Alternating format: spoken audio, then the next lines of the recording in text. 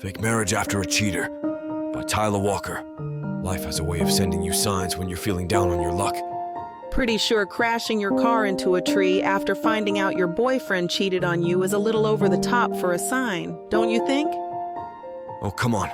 Look at the bright side. A good-looking man comes to your rescue and is willing to be your impromptu date for a wedding? What more could you want? The spicy scenes that YouTube won't allow. Any audiobook you listen to on Miss Tyla's channel can also be found on TylaWalker.com, uncut and unabridged. Of course. Every dirty detail is intact, unlike Jennie's car. Use code SAVE40 to score a sweet 40% discount.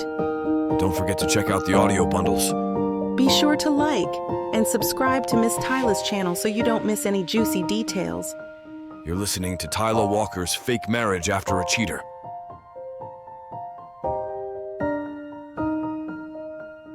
Chapter 1. Harold. Silent, firm, and strict. Those are just some of the words my employees use to define me as a boss. Being the CEO of the renowned New York-based Tech Geek Technologies, and a successful software creator to boot, ensuring my company's market position is my top priority. Despite being tied up to a busy schedule, I still enjoy my life as a bachelor. My parents worry about my personal life, though, since I haven't gotten into any serious relationships at all. And they, especially my mother, never fail to remind me how I'm gradually leaving my prime years behind. Unfortunately, this has encouraged my mom to start meddling in my personal life, doing her best to find me a suitable partner. Don't get me wrong. I love her, of course.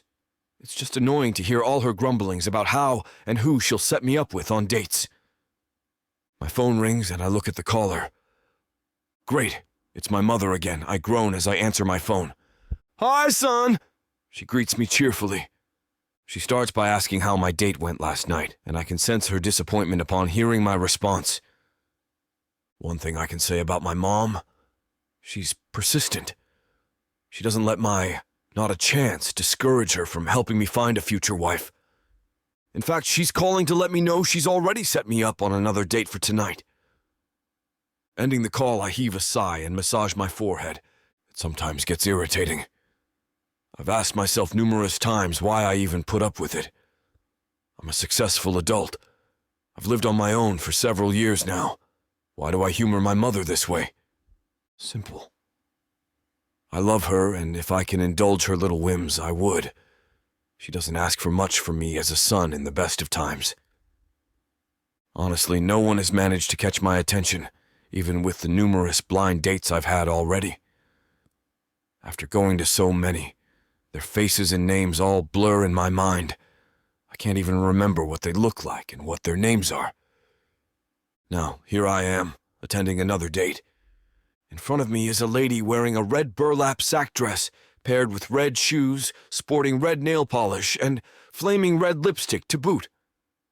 If you ask me, she looks horrible. A walking traffic light. Is it red flag day? I shake my head as I chuckle to myself.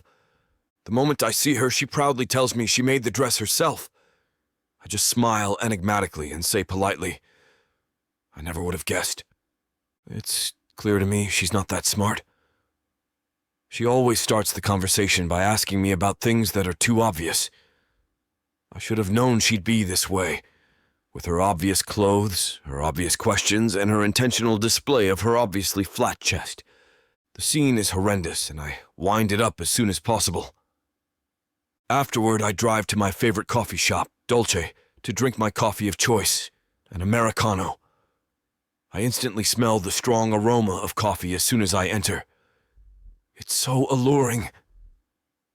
The guy on the counter recognizes me and greets me with a nod. "The usual, Mr. Hanson?" he asks as he starts brewing some coffee. "Yes, please," I reply, handing over my credit card.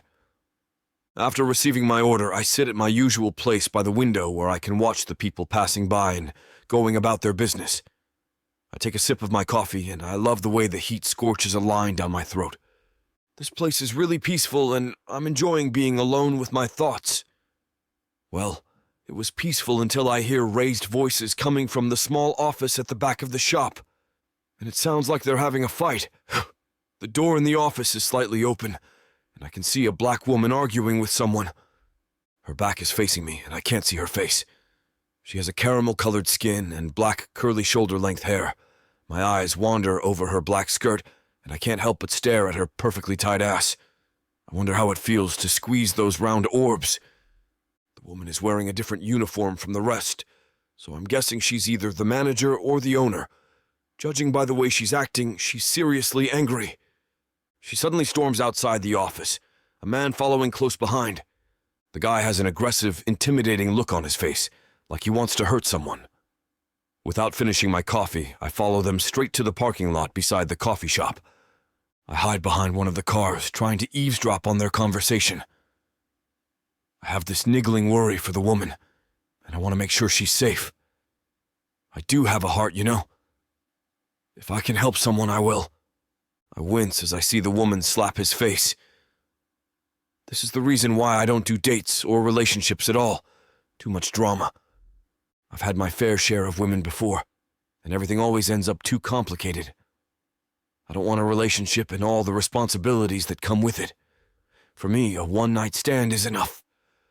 The pair continue their fight, and this time the woman knees the guy in his balls hard. I reach out for mine and cup them unconsciously. That has got to hurt. I silently sympathize in my mind. The guy's crouching on the floor, clutching his balls. I feel bad for him as I listen to him shouting in pain. I hope the action doesn't have any lasting consequences. I see the woman get into her car and speed up. A few seconds later, a loud crashing sound echoes through the parking lot. I run to the noise, and I see the woman's car smashed into a tree. I run toward her and see she's losing consciousness. "Miss, stay with me! Come on! Don't close your eyes, please!" I shout at her as I fish my phone from my pocket and call 911. As soon as I reach them, I immediately explain to the operator that there has been a car accident and a woman is seriously injured. I give them the location and wait. Chapter 2. Jennie. Can you just continue working here? I ask. If there's something wrong or if I offended you in some way, you can talk to me and we can settle it. Just please don't quit. I continue. You're good. And honestly, I can't afford to lose you. I add honestly, while giving her resignation letter back to her. I'm using all my skills of persuasion to make Emily stay and keep working here at Dulcie. The quality of her work is good. She's friendly with the customers, and she knows a lot about the selection we offer. I can't afford to train a replacement right now, and I don't want to. As much as possible, I want to keep the ambiance and connection close, like a family. I'm very sorry, she says. You didn't offend me in the slightest. I really am happy here at Dulce, and I'm glad you're my boss, but she stops and hesitates, wringing her hands and not looking me in the eye. But what? I prod. It's just me and Emily in my pantry, but she walks to the door and peers out to check if anyone's nearby. When she's satisfied no one is, she then closes it and fixes her gaze on me, before taking a deep breath, spilling a story I never thought I'd hear. Is that true? Handing me her phone, Emily looks at me with worried eyes. My hands are shaking, and my heart is beating fast while I browse her open screen. My mind turns black, and I can't deny the truth I'm seeing with my own eyes. I return her phone, thank her for telling me, and head straight for my office, only to see my lying, cheating, arrogant boyfriend shamelessly sitting on my desk while taking a sip of his coffee. Before he can say anything, I throw a carved wood figurine at him.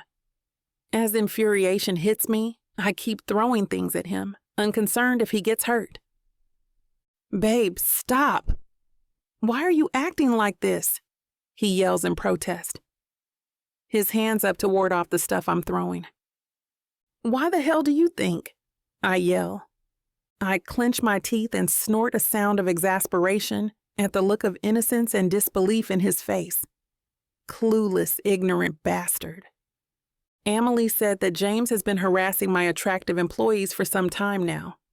From what I saw on Emily's phone, it's clear he's also been sending nasty messages, photos, and videos to them. Usually, my tolerance for nonsense is deep. I've encountered difficult setbacks, endured, and overcome. Despite that, I have my limits, and James just hit them with a loud curse splat. I've always thought James to be the perfect guy for me, since he's someone with whom I can be myself. He's always made an effort to make me feel special, promising that I'm woman enough to be the only one in his life. We've even discussed having a family together. His betrayal hurt so bad. Not only did he backstab me, his actions put my business in jeopardy. A good employee almost left, and my shop's reputation could have been harmed along with my name if Amelie had chosen to tell the police instead. "You actually believe what that brat said?" he blurted out with a smirk on his face. He begins to close the distance between us. The fact that I didn't even have to tell him what I'm referring to speaks volumes. "Don't come near me," I warn, putting up a hand before he can take another step.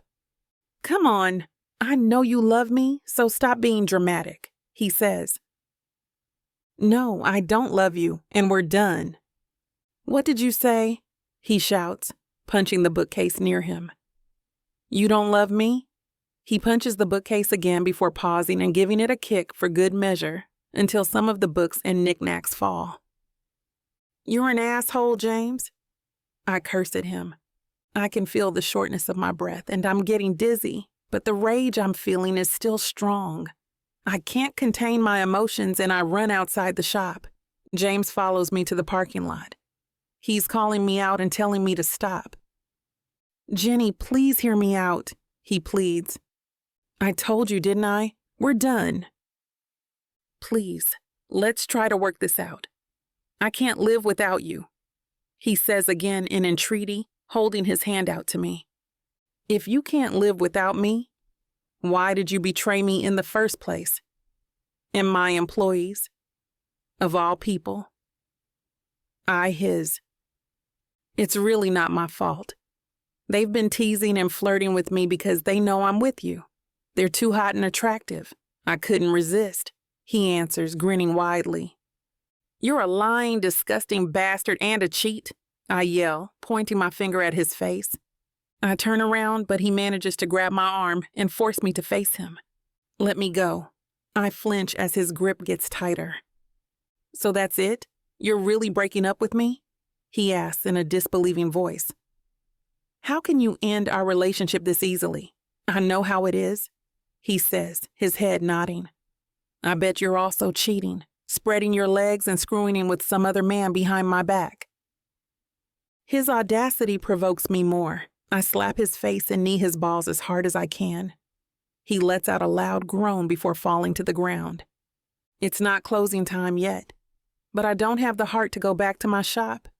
I decide to leave and prevent him from sweet-talking me. I'm getting chilled, and my head aches, but the pain on my chest is greater. Lots of things have happened today, and I don't know how I'll deal with it. I'm having a delayed reaction from the revelation Amelie showed me. I need to get away from this place. If I don't, I might go crazy. With my throat getting choked up, I start the engine and speed up. In a few seconds, I feel the sickening crunch as my car hits a tree. And the next thing I know, I'm lightheaded, and sticky liquid is flowing down my face. Blood. I look at my surroundings, and I can see steam coming out from my car engine. My head hurts like hell. It's spinning and my eyes are getting blurry. As I'm slowly losing my consciousness, I hear a voice calling out to me. Heavy-eyed and drowsy, I can't understand what he's saying. Do I even know who he is? The voice is pleasant and soothing to my ears. Then all at once, I'm submerged in darkness. Chapter 3, Harold. I run full stop so I can reach the wreckage. It's not like there are other people here who can lend a hand. The man she's arguing with seems to have disappeared into thin air. Damn asshole. I should kick him in the balls myself. I begin administering first aid, which, as luck would have it, I've had training in. Being a volunteer fireman is definitely a bonus in this case. My mother had said it was a waste of time, but Well, I also say that about all the worthless blind dates she's forcing me to attend. Focusing on the task at hand, I check if the woman is breathing and release my own sigh of relief when she is. I also check the interior, making sure nothing is lodged into any part of her body. Honing my training, I remove her from her seat as gently as possible, in case she has internal injuries. I don't know the state of her car, but it's better to get her out of there than wait for it to explode. There, baby, I got you. Stay with me, okay? I croon softly as I carry her bridal style. According to my training, talking helps in keeping the victim at ease since they can still hear you even if they're unconscious. I call the ambulance while holding the woman and they assure me they're on their way. With first aid done, I take stock of her injuries. A few bruises and a few deep cuts, but I don't think she has any fractures or any other life-threatening. She may have a concussion, but I can't tell until she gets to the hospital and has a doctor look at her. Oh my God, Jennie! I almost drop the woman in my arms at the sudden shriek. I turn and recognize two of her staff who are now running frantically in my direction. One looks teary and pale, while the other, the guy who took my order today, I think Kyle is his name, is on the phone with panicked eyes. Don't worry, guys. I try my best to soothe them. I think I've dealt with enough drama for one day, and I don't want to deal with their panic along with everything else. Aside from the cuts and bruises you can see, she seems to be fine. The ambulance is on its way, but if you can inform her parents about her accident, that will be great. The guy shakes his head. I'm trying to call her parents, but I can't seem to connect. Great. Just what I need. I hold back a groan of exasperation and open my mouth to make another comment when the siren of the ambulance fills the air. I sigh and surrender to the inevitable. Okay, I assume you guys aren't allowed to leave the shop since I noticed you're understaffed today. I'll accompany her to the hospital. Both pairs of eyes widen and the woman cries while Kyle bows his head in acceptance of my suggestion. It's humbling and awkward to take charge of this situation, but someone has to. Thank you. Thank you, Sir Hansen. We'll treat you with your usual for a full month, the woman says with a sniff. I wince and nod while I wait for paramedics to load the woman they call Jennie safely on the gurney. Thankfully, one of them remembers me from when I used to volunteer for the fire department. He allows me to travel with the patient to the hospital. Now I'm sitting on a chair in one of the hospital's private rooms where Jennie is currently in, waiting for her to regain consciousness so I can finally leave without my guilt eating at me. I heave a deep breath and watch her beautiful sleeping face. She may look like an angel, but I know better. I saw her practically spitting fire at that screwwad in the parking lot, and I'll be lying to myself if I say I didn't find her hot a damn then. I wonder what happened to make her blow her top off like that. It must have been pretty bad to make her drive away in anger and get herself into an accident. I can't help but feel a little pinch in my heart for her, and I'll tell her I sympathize. Right after I lecture her for doing that in the first place. Usually I'm not a man driven by concern for others. My philosophy is, mind your own business and I'll mind mine. Otherwise, I won't hesitate to screw around with you. That method has worked well in the past, every time and on everyone. Well, except my mother. But that's a whole different kettle of fish. Bottom line, I don't do this stuff. Feeling so much concern to make her feel better and wanting to know everything that happened to this Jennie. Maybe it's because I saw her cry earlier. Not the alligator tears my mother often uses to get me to go to yet another blind date, which, although I know are fake, I still fall for just because she's my mother. No. This woman, this angelic person, unconscious in a hospital bed, cried real tears. That asshole she was arguing with really did a number on her emotions. The realness of her response touched my heart. A movement catches my eye and I look up to see mesmerizing brown eyes open. She's awake. A quick glance at the clock tells me it's been 3 hours since she was admitted to the hospital. I shake my head at the thought that I've been ruminating about this woman for so long, without me knowing about it. Hey, I greet softly so I don't shock her. Where am I? In the hospital. You had an accident. I got you out of the wreck into the hospital. I'm Harold Hansen, by the way. I give her a small smile. She smiles back and winces a bit at whatever pain her body is finally feeling. Jennie Willard, she rasps as her eyes study my face. Thank you so much for helping me. I owe you my life. I actually see you sometimes at Dulcie. I own it. Let me return the favor and... I hold out a hand and laugh a little. No, please. Your staff already pledged my usual for free in a month, and I can't take advantage of a woman in a hospital bed. But... I quickly cut her off. As much as I would like to have free Americano for a month, I can't do that to her and her business. One would be enough. I know this isn't my business. I suck in a deep breath, but I couldn't help hearing your argument with that guy in the parking lot. My voice fades, hoping she'll tell me on her own. A few minutes pass, and she's quiet. I thought about telling her to just forget I asked, but then she turns back into the Spitfire I witnessed in the parking lot, and only one word comes to mind. Hot. Chapter 4. Jennie. Looking at Harold, I find his soft hazel eyes somehow comforting. However, the mere mention of the incident at the parking lot between me and that asshole James sends my blood to boiling. Remembering it, I suddenly feel the urge to vomit. My words are choking down my throat. I've never been comfortable with strangers, but this guy's presence is soothing. Maybe it's because he rescued me, but I feel safe with him. My hands gather the sheet on my lap, crumpling them while pain, regret, and anger grapple inside me as I replay the scenario that happened earlier with my ex-boyfriend. That bastard deserves his precious jewels crushed so he can't breed many cheating assholes like himself. I can't believe I actually wasted a huge chunk of my life on him, but I swear, if I see him again, I won't hesitate to kick his balls one more time. Total silence follows my tirade, and I blink through the haze of anger as it recedes and pain quickly replaces it. I slap a hand over my mouth, thinking I should apologize for venting to him.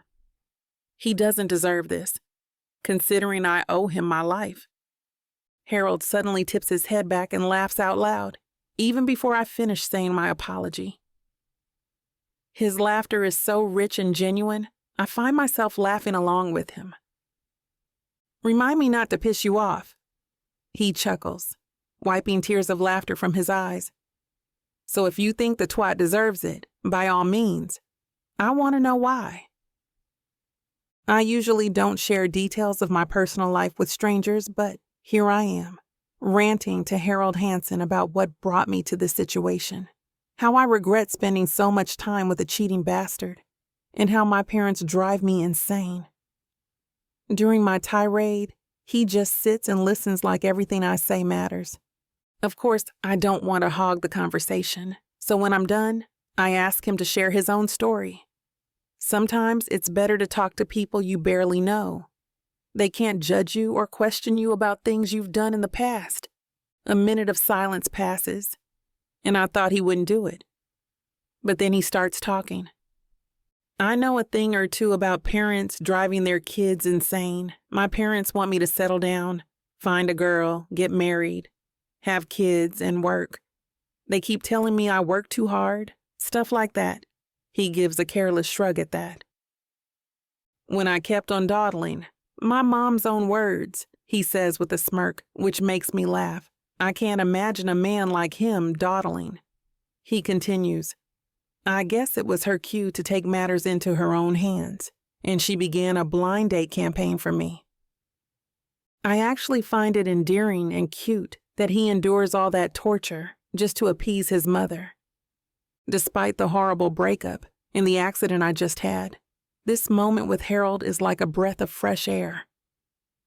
Harold's phone chimes, and my eyes wander over him while he shifts to take it out of his back pocket. He has a towering height, and judging by his physique, I can say that he's athletic. I feel my heart skip a beat when those hazel eyes suddenly pierce mine. I have to go. It was fun talking to you, Jennie. He gives a smile, making my insides quiver. I smile at him in return. I really can't thank you enough for saving me. I shouldn't have blabbed so much to you, but he waves a hand, gesturing that it's okay. Don't mention it. I'm the one who actually should thank you for that. I may need your number in case I need someone I can rant to. I laugh and quiver at the same time as I give him my number. Great. Now I'm only a ring away whenever you feel the urge to rant, I joke, handing him my phone so he can save his number. I don't know why, but a sudden panic rises in my throat at the thought of never seeing him again. I like your company. I think it'll be awesome if you come visit me again, I blurt out. Silence ensues in the small room, and I feel my face heat up with embarrassment. Why can't I keep my big fat mouth shut? Sure, he answers. I'll come and visit you again tomorrow then, he murmurs, and with a final wave, he walks out of my room and closes the door behind him. Yeah, I whisper, my tummy fluttering and my lips smiling. Tomorrow. I happily settle back into bed, relishing the warmth of Harold's presence in the room. A few moments later, the door opens and I quickly sit up, hoping it's Harold. But the moment my parents step into my room, the warmth I'm feeling quickly shifts to the familiar coldness I've come to feel around my parents. This wouldn't have happened if you hadn't made a scene and hurt James, my mother begins as she walks beside my bed. How are you feeling? I think in my head. I hurt James? I gasp, staring at them. Looking into my mother's eyes, I realize that she blames me for my own accident. Dad looks at me sadly while shaking his head. I hurt James? I repeat. Mom, Dad, he cheated on me. He's been sensually harassing my employees behind my back while we're engaged. I make sure to emphasize those important points. My mother closes her eyes while shaking her head. Well, honey, I'm sure there's more to it than that. You know, men have needs. I'm sure James wouldn't have looked for other women if you aren't busy with your little coffee shop expansion. If you haven't been giving James enough attention just by having one shop, are you sure you want to open a new branch already? My dad asks. It's not too late. You can still fix this. Go, call him, and apologize, my mother orders. No, I state in a firm voice. This time, I'll stand up for myself and not let anyone dictate my choices. Not anymore. I will no longer be with James. I've broken up with him because he's a cheating bastard. I stare directly at my parents as I make my stand. I'm old enough to make my own decisions. I'm not a child anymore, and I would appreciate it if you don't treat me as such. My parents are just standing there gaping at me. I heave a sigh, laying back on my bed and closing my eyes. I'm tired. You can go home if you want. I hear my mom huff and my dad sigh, and a click from the door tells me my parents have left. They didn't even stay for an hour. The warmth I felt in this room earlier has disappeared, and now I wrap myself up tightly in the blanket the hospital provided. My parents' displeasure and my seeming endless failure to please them floating in the air. Maybe I need to do something new. Something out of the ordinary and outside my comfort zone. With that in mind, I slowly drift off to sleep. Chapter 5. Harold. A new brown welcome mat graces my doorstep, hideously brandishing the LV logo multiple times on its surface, a sign of an unwanted visitor's presence inside. I wipe my shoes extra roughly on it and open my front door with a sigh. My suspicions over the identity of my visitors are further confirmed when, upon entry, a heavy aroma of vintage perfume invades my nostrils. There's only one woman in the world old-fashioned enough to use such a thing, and she's made certain she will be the only one, practically buying out the store stock when she heard they were phasing it out. Sure enough, Mom is sitting on my leather couch like a queen sitting on her throne. As always, she has a faintly arched brow, and her eyes miss nothing around my house. In contrast, my father is sitting across her, drinking tea like it was any other leisurely Tuesday afternoon. "Mother! Father!" I greet them in resignation, To what do I owe the pleasure? You surely knew we were coming, young man, she points out. You haven't been answering my calls or messages, so here we are. How did your date go? I knew she'd come here to nag me about the disastrous date she set up, but I'm not letting her have the upper hand today. What do you think my answer will be? I ask with a sigh. Don't say it, she warns. Not a chance, I tell her, enunciating each syllable. How'd you get in here anyway? Did you pick the lock? I ask as I take off my jacket and empty my pockets into the bowl by the door. Oh, please. So barbaric. She waves me off with a flick of her wrist. I used a spare key and simply walked in. I can't believe this. I mock glare at Mom to let her know I don't appreciate her sass. Unfortunately, intimidation tactics don't work on someone who changed your diapers and powdered your butt. She just scoffs and goes back to questioning me about my date. Well, what else am I supposed to do when my son, who's in the prime of his life, has not brought a single lady home to marry? She shrieks, squeezing her lace handkerchief as if she will snap it in half. I've introduced you to many well-bred young women, and yet you've... She stands up, poking me hard on the shoulder. Refused all of them. She continues to rant about how ungrateful I am for not appreciating the time and effort she takes to look for suitable women for me, how all her friends are already playing with at least 7 grandchildren, and how I'm surely driving her to an early grave out of spite. All this she's repeated for the umpteenth time. Her voice raises an octave higher with each rant. Father is watching our exchange with a small grin of amusement he keeps hidden by sampling the macaroons served in the center table. I've had it with your defiance. Mom fishes something from her bag and shows me a photograph of another woman she's probably hoping to match me with.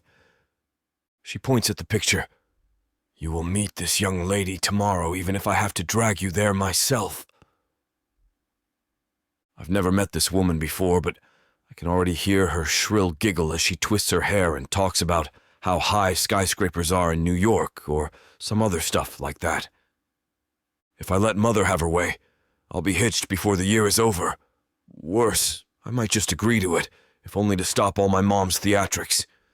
No, I have to act now.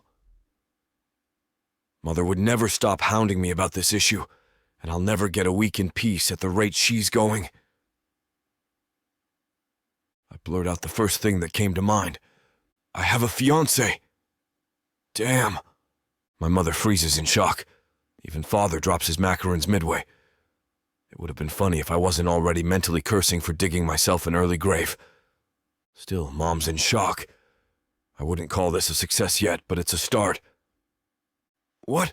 She croaks. It's too late to go back now. I'd be screwed either way unless I figure out a plan to make this work, so might as well run with it.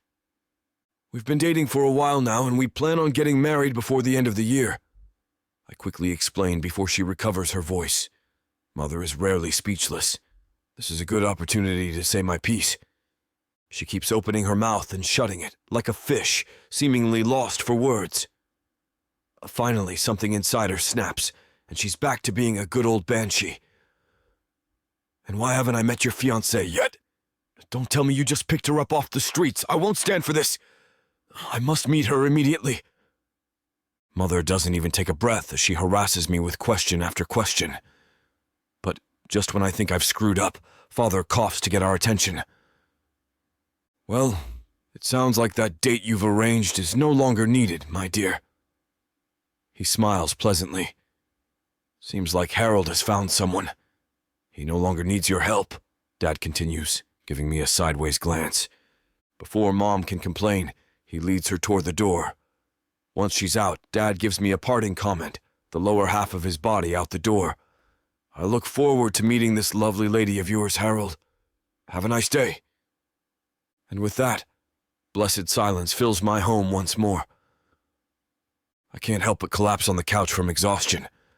I can feel the beginnings of a bad headache coming as I think over the plan I blurted out without thought to save my hide. Then I remember Jennie. She shares at least one of my hobbies and has the most attractive brown eyes I've ever seen. If I can get her on board, fooling my parents will be a piece of cake, especially if we can get along as swimmingly as we do already. She's successful enough in her business to impress Dad, and she's not the type to take advantage from anyone. The perfect match for my mother. It will be perfect. Of course, it won't need to last forever, and breaking up will be so much easier if we come to a business arrangement from the beginning. That way, everything remains casual and we can save ourselves from all that relationship crap. The biggest challenge is getting her to agree to this deal.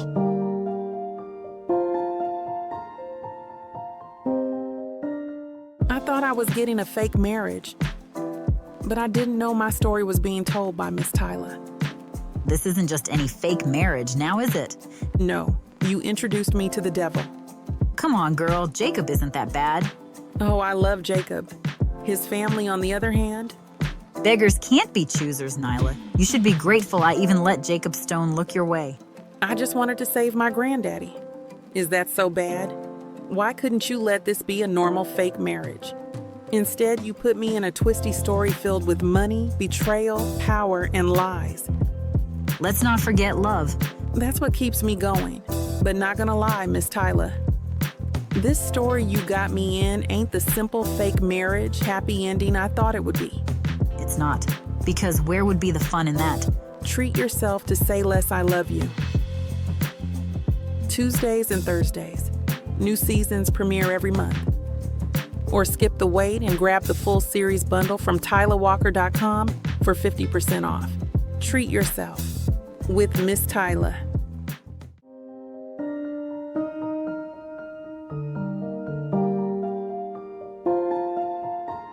Chapter 6. Jennie. The silence is deafening now that I'm alone in the room. I keep myself busy by browsing my phone, anticipating a text or call from Harold, but none come. I heave a sigh and just focus my attention on the news being broadcast by the TV mounted on the wall. Though I appreciate this rare chance to be alone, I'm glad when the doctor tells me I'll be discharged soon, since I only have minor injuries. He'll prescribe me some medication, and if I heal well, I won't even need to come back for a follow-up appointment. My thoughts return to Harold as I realize how lucky I am that he was at the scene. If he wasn't, I may not be dead, but worse off than I am by far. Thankful is an understatement, and I wonder how I can repay him. He won't want money. Seeing him without the haze of pain clouding my thoughts has enforced the impression that he's rich and successful. So what can I do instead? My thoughts are interrupted when my phone beeps, and I pick it up immediately from the bedside table, wishing with bated breath that it's Harold. Hey, Jennie, how are you? My heart pounds fast as I check on his text. It's from Harold. Hey, I'm feeling better. Is it too late for me to come visit you? No, it's okay. Okay, I'm coming over. See you then. I hit the send button, putting my phone back on the table and looking around. My things are scattered all over the place. I turn off the TV and tidy some of my mess.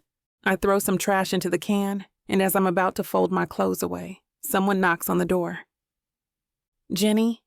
I hear Harold's deep voice behind the door. My heart leaps in my throat, and I quickly check my appearance on my phone's screen. I fix my hair to make sure I don't look haggard. Satisfied, I put the phone back on the table. Come in. The door then opens, revealing Harold wearing a white button-down with folded sleeves that accentuate his toned muscles. He looks so hot. Hey, he greets me with a genuine smile. Hi, Harold. Glad to see you again. He closes the door and walks up to me, showing me the paper bag and the small basket he's carrying. I brought you a delicious vegetable salad and fresh fruits. They're perfect to help you recover quickly, he smiles, before putting them on the table. Moved by his kindness, I can't help but smile. You don't have to, but thank you. Have a seat. I motion for him to sit down on the adjacent leather couch as I start folding my shirts. No, it's okay, I'll just... His eyes go down to my clothes. You had a visitor? My parents came and brought me some clothes to wear. I respond. Mentioning my parents reminds me of our conversation. I just brush off the stress and continue folding when I feel the weight of Harold's stares on me. Would you like me to help you with that? He offers. Oh no, it's okay. I can handle it, I say, shaking my head. How are you doing? He asks, walking to the glass window where the view of the city is best, before glancing at me. I can feel my lips spreading in a smile. I'm doing good. Actually, the doctor says my injuries aren't bad, so I'll be discharged soon, I answer him, putting my folded clothes away. Well, that's good. I'm hoping for your fast recovery, Jen, he states sincerely. Thank you. I smile and glance at him only to meet his serious gaze. How about you? How are you doing so far? I ask. Not good, actually. He chuckles ruefully, and I turn to face him. Why? I ask curiously. It's about my parents, he answers, tossing the apple he's been playing with lightly in the air. What did they do? Force you to meet with a stranger again? I joke, but he later confirms my jest with a nod. Not only that, he says, they ambushed me again in my condo last night to set me up with another blind date. But I messed up, lost my temper, and told them something I shouldn't. He sighs. I turn to him with my eyebrows furrowed. And what is that, if you don't mind my asking? He then scratches his temple and shrugs. I told them I already have a fiancé, and that I'm marrying her soon. He pinches the bridge of his nose, shaking his head in frustration. And now I'm doomed because my parents are expecting to meet that woman immediately. That's a big problem, I comment, having no idea what to say to ease his worry. An awkward silence fills the room. He keeps staring into the distance, and by the looks of him, he's incredibly stressed about the situation. What are you going to do now? I ask him. His gaze darts to me, and our eyes lock for a moment, both of us waiting for the other to talk. Breaking the awkward silence, he walks up to me and stands beside my bed. I've been thinking, he mutters, looking me straight in the eye. What? I ask self-consciously. I want my parents to stop setting me up on blind dates, and I need your help to do that, Jennie, he states with a serious face, eyes looking at me with entreaty. What do you mean? I ask, uncomprehending. He opens his mouth, and his response makes my jaw drop, and my eyes open wide. Be my fake fiancé, Jennie. Chapter 7. Harold. Jennie stares at me with her eyes wide as soon as she hears my statement. And just when I think she's about to turn me down flat, she appears contemplative. She puts her index finger on her lips and looks at me in consideration before extending her hand toward me. Is she agreeing? Does this mean you agree to my proposal? I ask, pointing at her extended hand. Jennie wiggles her eyebrows and a smile flashes across her lips. You found yourself a fake fiancé. With narrowed eyes and furrowed brows, her agreement surprises me. I didn't expect her to answer me that fast. I look at her thoughtfully for a few seconds, making sure she's serious about her decision. Finding no hint of doubt in her eyes, I can't help but wonder what made her accept. You look disappointed. I thought you wanted this, Jennie points out, her head slightly tilted. Her hand still suspended in the air, waiting for me to take it, but it's gone limp, as if she's unsure she's given the right answer. She probably sees the slight hesitation on my face, so I clear my throat before I shake her hand.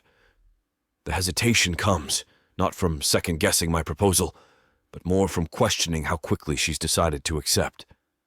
Yes, I do, but your answer takes me aback somewhat. I thought you'd ask me for at least a few days to think, I say, ending the handshake. Jennie just shrugs in response. Well, I don't think being your fake fiancé will be harder than being one for real. To an asshole, too. Besides, my parents have just come from here, and all I heard were lectures on my bad choices. I just look at her as she walks back and forth in agitation in front of me. Jennie stops before slumping her bottom on the edge of the hospital bed and letting out a sigh.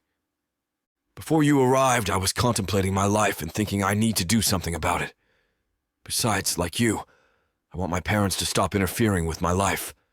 I mean, don't get me wrong, I love them, and I understand where they're coming from. They just want me to live a stable life so they won't worry about me all the time.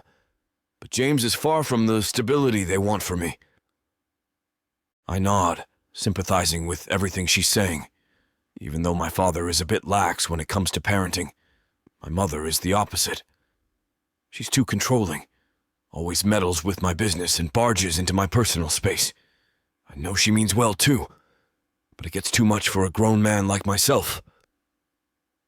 Who would have thought that Jennie and I are in the same situation, where our parents are meddling with our lives and choices?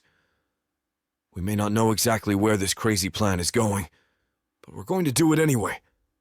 Jennie moves to the side to get her bag, and she starts putting her folded clothes inside. Neither of us makes a sound, and I just stand still as I organize my thoughts. "Take a seat," Jennie tells me as she brings the basket of fruits to the table, pulling a chair for me to sit on. "You look like an orange type of guy," Jennie says without looking at me, as she begins peeling an orange and setting the slices on a little plate in front of me. "What makes you say that?" I ask curiously. Jennie takes my hand as she puts the peeled orange on my palm. "Let's just say you have this generous and bold vibe despite the brooding and uptight look you have on your face all the time." I frown, pulling apart the orange wedges. "You don't know me personally." She shrugs. "That's my impression of you." "I'm not saying I'm like what you say, but first impressions are sometimes wrong, you know." Jennie chuckles as she puts a grape in her own mouth. "We'll see." Another silence ensues as we both eat our fruits. We should work on this awkwardness between us if we're to act like we're engaged. "Harold, about this fiancé thing, I think we need to list some rules. I mean, we're not really in a relationship, so I think we should treat it like a business. We can act, but not too much." "You're right, though I'd let you take care of this part. I won't do anything that makes you feel uncomfortable." Jennie pushes the basket of fruits aside and intertwines her fingers before propping her elbows on the table and looking at me. I stare back at her, noticing how attractive her brown eyes are. Her full lips must feel good to have in mine. But I brush aside my thoughts as Jennie states her rules. There will be no hugging, kissing, holding hands, and most importantly, no make love. I nod in agreement as I put the orange seeds on the table. "I accept your conditions, but I think we have to show a bit of intimacy when we're in front of people who know both of us. We can't be too complacent when it comes to our actions or we'll get busted." Jennie keeps nodding at me, and she looks as if she's taking note of what I'm saying. "I take it you understand my side as well as I understand yours. Now, do we have a deal?" Jennie nods again, but her eyes remain focused somewhere else, as if she's pondering something more. I wait until she finally gets a determined look on her face and nods. "Deal?" Chapter 8. Jennie. 3 days have passed, and thankfully, I'll be out of this hospital room by day's end. Not seeing anything but the four walls of this room has been stifling. However, despite, or perhaps because of the solitude it afforded me, I was able to realize that it's time for me to make my own life choices. Joining Harold in this business arrangement should be a step in the right direction. Speaking of Harold, he texted me earlier to say he's coming to pick me up. We need to practice and make our relationship realistic after all. An hour later, Harold arrives and helps me tidy up my room as I wait to be discharged. While he's busy taking care of the remaining mess, my eyes wander over his lean body. He's only wearing a white shirt, but damn, he's such a hottie. Makes me wonder how it would feel to be held by him. He picks up the trash, and I can feel my cheeks heat up as I stare at his tight ass. "Stop it, Jennie, you horny bitch," I scold myself. Dismissing my dirty thoughts, I shift my focus back to getting ready. Now we're out, and he leads me to his car, which is parked beside the hospital. I'll never see parking lots the same way. They remind me too much of the accident, not to mention my asshole ex-fiancé. His BMW i8 is all black with silver accents, which makes it very rugged and masculine, matching its owner to a T. Oh, snap out of it, Jennie. Harold helps me get into the passenger seat before he slips on the driver's side. Before starting the engine, he looks at me, and I can see his eyes travel down to my thigh. My heart pounds even faster when he moves closer to me, stretching his hands. If he kisses me, what should I do? Should I push him away or return it? I feel his hand beside my waist. I then realize that I don't have my seatbelt on, and he's just helping me out. Electric waves send course through my body when I feel his fingertips graze my waist. Ready? He asks solicitously. I nod shyly, embarrassed by the dirty thoughts clouding my brain. As we're approaching my place, a bedraggled-looking man appears within my vision. Even with his features blurred, I can clearly tell it's James Carwood, my ex-fiancé. Enraged at the thought of having to see his face again, Harold grabs my hand, squeezing softly as if reassuring me that everything will be okay. Harold goes out of the car first and quickly rushes to my door. He offers me his hand and immediately wraps his arm around my shoulders as I get out. As we slowly approach my doorstep, James walks closer to me, begging for forgiveness. I refuse to hear him out, but as I'm about to enter my apartment, James suddenly grabs my arm forcefully, making me off-balanced. Luckily, another masculine arm manages to grab my waist, preventing me from falling. Harold then immediately ushers me inside, and what happens next puts me in shock. His closed fist lands squarely on James's face. Knowing what he's capable of, I immediately call the police. It only takes them a few minutes to arrive, and I ask them to send James away, as he's a threat to me. You'll pay for this, James warns while the policemen are taking him away. I hurriedly check on Harold, making sure he's fine. Looking at his injuries, I ask Harold to come inside so I can at least treat the bruises on his face. I make him sit on the couch and immediately get the first aid kit. I'm sorry. It's my fault you got involved in this situation. I apologize. No, don't be. That man is a jerk, and he deserves it. Besides, if we have to fake this relationship, this can only add to the realism, he muses. I really can't thank this man enough for how much he's already done to save my life. To make it up to him, I can give him a lifetime's worth of any coffee of his choice for free. It's the least I can do to pay him back for his kindness. I begin cleaning the bruises on his face, and he winces every time the cotton ball full of alcohol touches his face. In the silence of the moment, I'm at peace despite the horrible incident that just happened. So this is what it feels like to be treated right, I think to myself. Chapter 9. Harold. I wouldn't be who I am today if I resolved all altercations with my fists, but when I swung my arm back, aiming it at James's nose and hearing the sickening crunch of bones breaking, I knew it was the best decision I've ever made. I'm not a violent guy, but with assholes like him, I'll punch first and think second. I can't believe you beat up James. Jennie sighs as she brings me a glass of water before sitting next to me on the living room sofa. You could have gotten seriously hurt. He deserves it for grabbing you like that, I reply as I take a drink. She laughs and tucks her hair behind her ear shyly. She looks at me with a flutter in her eyes, and I can feel my heart tug a little at the action. You've set a standard, you know. You'll need to beat up every guy who harasses me now. I chuckle and lean closer to her. Sure. Do I have a quota I need to fill every month? No. She smiles brilliantly, taking the empty glass from my hand and placing it on the coffee table. I lean closer to her and look into her shining brown eyes. But why do I feel like I'll have to fight off every man in New York City? A flush takes hold of her cheeks, but she looks away to hide it from me. I grin at the effect I'm having on her, and the urge to kiss her comes to me out of nowhere. We're bound by our rules, and kissing is definitely not included. Why do I suddenly feel like I want to anyway? Could it be the adrenaline still in my system? Anyway, Jennie tries to change the subject as she stands from the sofa. It's getting late. I frown and look at the time. Damn, it's already past midnight. How is it that when I'm with her, time seems to pass so fast? Yeah, I should go, I say as I stand up and follow her to the front door. Will you be okay by yourself? Why? Are you offering to stay the night? She abruptly stops walking and turns around with an embarrassed look on her face.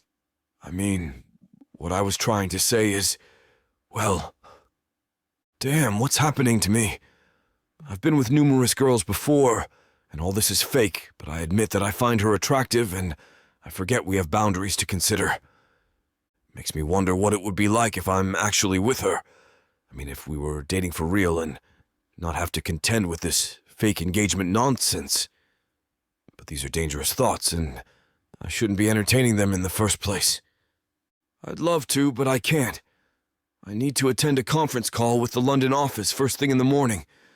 I lean against the doorframe, cross my arms, and look at her with a teasing smile. If only I could cancel it, who knows what kind of trouble we can get ourselves into. She laughs and shakes her head. Damn, I'm starting to get addicted to the sound of her laughter, and I'm not sure if it's a good thing or not.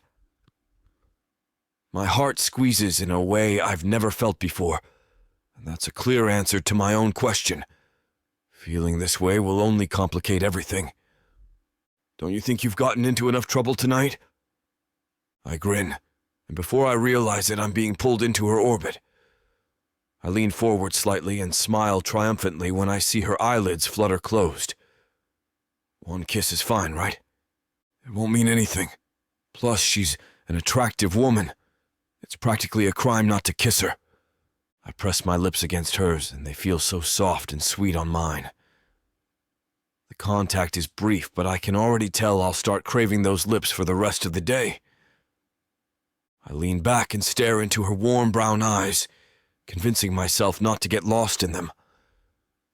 This isn't the time nor the place to want a second kiss. It's not in our agreement, but I'm desperate to taste her lips one more time. Good night, Harold, she deliberately says with a beautiful smile. I smirk, and my eyes settle on her gorgeous face. With how good our chemistry is, we'll be the best fake-engaged couple in all of New York. She giggles before nodding and giving me a small wave goodbye. I'm going now. Be careful on your way back. I nod, smiling. Sleep well, Jennie. She shuts the door behind her, but I'm still here, standing and staring at the wooden surface for a moment. I replay the day's events, and despite my body still aching from the injuries I received, I feel like none of it matters. If I get to spend time with her, then somehow everything else doesn't seem that troublesome. I walk toward my car and take the seat behind the wheel. The engine roars to life, and I drive through the moonlit streets of New York as I make my way home. The images of Jennie and the sound of her voice replay constantly in my head. It doesn't take long for me to arrive at my penthouse, where I head straight for my bedroom. I drop down on my cozy king-size bed with a heavy sigh, and let the soft Egyptian silk bedsheets comfort me in my loud thoughts. I feel the ache and soreness from my fight with James on every inch of my body. I'm exhausted, but somehow I can't seem to sleep. I try to listen to the distant hum of the city, putting my forearm to my forehead as if to block away my thoughts. I even try to count some damn sheep, but none of it works. My brain keeps running through the events of the day in high definition, and I can't shut out the echo of her soft laughter nor the picture of her beautiful smile. Is this how it's going to be like for the rest of this fake engagement? Will I be plagued constantly by thoughts of her every time I go to bed? But more importantly, why am I strangely okay with it? I groan in frustration, grabbing a pillow and burying my face on it. I need to get some sleep, or else the London office is going to bitch and moan about how cranky I'll be on the conference call. I have to force my thoughts away from my fake fiancé. If I ever want to get some sleep, I know I need to stop thinking about the beautiful and alluring Jennie Willard. Chapter 10. Jennie. I roll to the left side of my king-size bed and look at my ringing phone. Irritated when I see my mom's name flashing on the phone screen, calling me at exactly 8 in the morning, I'm immediately beset by irritation. Why do older people love to wake you up and ruin your sleep?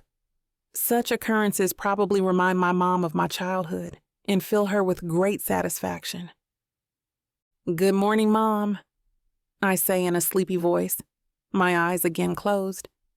I really don't want to answer her call, but I bet she'll growl at me about it when we meet each other. "It's already 8 in the morning, and yet you're still asleep," Mom sighs. "Good morning, hun. Anyway, I'm on my way to work, just checking in on you. How are you feeling now?" "I'm fine, Mom. Your call woke me up," I say sleepily. I don't know why, but she always calls me at exactly 8 in the morning. Maybe routines are something older people stick to like glue. You're a boss. You can't expect to sleep the whole day. But I'm not calling to talk about that. The real reason I called is about a family matter. Remember your cousin Lana, the one you used to play with when you were a kid? She asks. "Yeah, Mom. I remember her. The Lana girl who used to follow me around and wear all my clothes?" I ask exaggeratedly. "What about her?" "Well, she's getting married, and you have to be there. It won't look good if you don't show up at her wedding," Mom says. I remember the one time I couldn't make it to a family wedding because of some emergency at work. After a week of not talking to me, she never let me hear the end of it. So much so, I'd half wished her to go back to ignoring my existence. "Okay, Mom, I'll be there," I sigh. "Is that all?" I ask after a second. "Yes, hun, that's all." Hearing her say that makes me release a sigh of relief. "Fine. I'll eat my breakfast now. I'll call you later." But just as I'm about to end the call, my mom says another thing that makes me roll my eyes. "Wait, don't forget to bring a date, okay? Not just anyone you've met at a club. Oh, and the wedding is in 3 days. I'll see you in then. Bye." She hangs up before I can utter a word in protest. Did my mom just say cheap guy? I have better taste than that, or so I thought, until James turned out to be a sleaze too. I decide to fix up a bowl of cereal. While preparing, I browse my contacts and immediately dial Harold's number. It's still early in the morning, and I want to tell him about a date. Calling him this early won't make him think I'm anxious to talk to him, right? "Do you miss me already?" he asks in a husky voice. Damn, how can he be this sexy so early in the morning? "Good morning to you too," I say, laughing. "Are you free 3 days from now? I need to attend the wedding of my cousin Lana." "Are you asking me to be your date?" I can sense a smirk forming on his lips, even though I can't see him. "Would you even deny this beauty?" I ask with a faux British accent. Making small talk with him over the phone makes butterflies invade my stomach, but I have to remind myself that we have to keep a wall between us. Of course not. A woman like you shouldn't be rejected by anyone. I can't stop from biting my lower lip, trying to force down this inexplicable feeling I'm having right now. He sounds so sincere when he says that. "I'll clear my schedule for you," he adds. "Is that really okay with you?" I ask. I feel flattered he doesn't even have to think about it. It's just so sweet. "Yeah, I'll just let them know I won't be around. Are you ready for the wedding?" I'm not actually. Deciding what to wear makes me feel stressed. "Don't be. You know you're beautiful whatever you wear, right? Why don't we shop for your clothes tomorrow? Good idea." "Really?" I squeal in excitement. This is the very first time someone has volunteered to accompany me shopping. "Yep. I'll pick you up tomorrow." "Sure, that sounds great. Let's go to the boutique I usually purchase from whenever I need something to wear." Okay, I'll hang up now and try to go back to sleep. he says with a yawn. I got woken up by someone, he teases. As if you don't like hearing my voice first thing in the morning. I end our phone call with a laugh, even before he could say anything in return. Wired from our conversation, I jump out of bed and start laying out the clothes I'll wear to meet Harold. Even before taking the clothes I'll wear today off their hangers. I'm just too excited to finally go shopping with someone. James never went shopping with me. He always said it's not masculine. After getting my clothes ready, I head straight for the kitchen to grab something for breakfast. Can't wait to see you tomorrow, Harold. Chapter 11. Harold, what are you wearing? I look at the bright yellow dress Jennie's wearing. It's so old-fashioned even my mom wouldn't be caught dead wearing it. Giving her a critical look, Jennie merely shrugs, smiling. What? Why, it's my favorite dress. I heave a sigh, thinking that this is going to be harder than I thought. Her style is quite old-fashioned. I need to usher her into the 21st century. I just hope she takes my suggestions in and does not take offense. All right, let's get going and find you a better dress. Jennie sighs as she pinches the bridge of her nose in annoyance. Okay, let's just get this over with. We go to an upscale boutique owned by a close friend of mine. Upon entering, we find Marco at the counter, busy scrolling through his phone.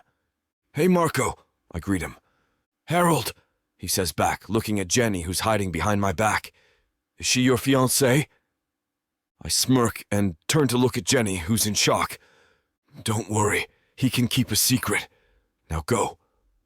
I lightly push her toward the dresses Marco has chosen for her. Jennie takes one of the dresses and immediately looks at the price tag. What? She exclaims as she turns to me, pointing at the price tag. I can't afford this stuff. It's way too expensive. Honey, these are Has Idris dresses. What do you expect? Marco comments with a roll of his eyes before going back to the counter. Judging by the look on her face, frustration is taking over. I go near her and give her a pat on the back. Look, you're a successful woman with a bank account that can take a hit from buying one expensive dress. Why not treat yourself once in a while? I can feel her muscles relax slowly and the tension starts to disappear. I've never spent so much on one dress. Her voice wavers as she stares longingly at the dresses in front of her. Today is a good time to start, then. I turn her around to face the mirror and gaze into the lovely brown eyes of her reflection. You're a beautiful woman. Don't hide it in such old-fashioned dresses. Your dresses should enhance, not detract from your beauty. Come on. I smile triumphantly as she heaves a deep sigh of defeat, before squaring her shoulders and turning bravely toward the dresses hanging in a line in front of her.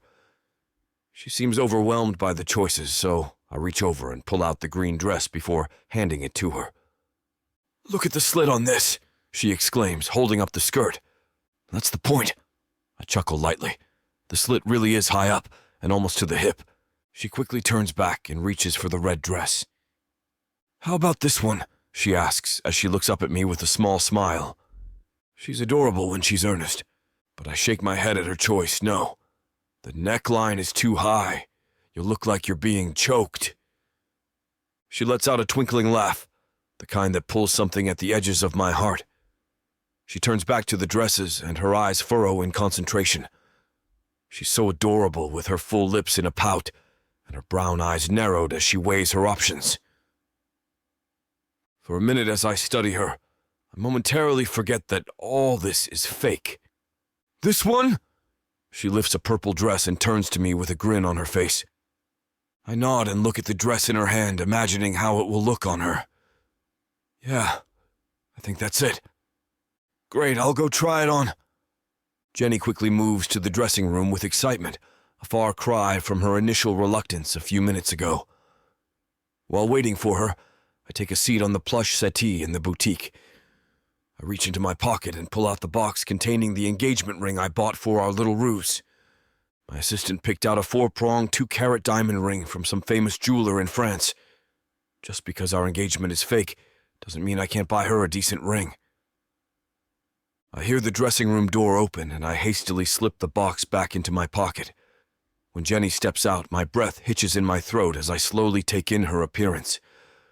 The purple dress hugs her voluptuous figure and accentuates her shapely figure. A diamond keyhole offers a glimpse of her generous cleavage. Wow. I stand up and walk toward her as I try to find the best word to describe her beauty. She smiles teasingly. Good. That's the response I want. My eyes settle on her face, and I break out into a grin before I present her the box. Her eyes widen as she beholds the ring I'm not presenting to her. She excitedly stretches her hand out to me so I can slide it on her finger. I can see through the sparkle in her eyes that she loves it. Damn, you really go for it, don't you? I smirk and shove my hands in my pockets in mock embarrassment, leaning back to have a better look at her. Now you have no reason to be nervous at the wedding. Yeah. She turns to face me. You think so? With the way you look in that dress? I smirk and look at her from head to toe before I let out a small sigh. I just hope your parents won't give me too hard a time and accept me as your fiancé. She has a twinkle in her eye as she walks up to me and tentatively takes my hand in hers. Do you know the best thing about being fake engaged? I raise an eyebrow and look at her curiously. No, what? She leans in with a wicked grin. You can talk nonsense about my parents all you want, and I won't cancel our engagement. My burst of laughter echoes all over the boutique. She heads back to the dressing room, and I slump back on the settee, a smile still on my face. Earlier, I secretly shared her misgivings about that wedding. But now, that wedding better be ready for us.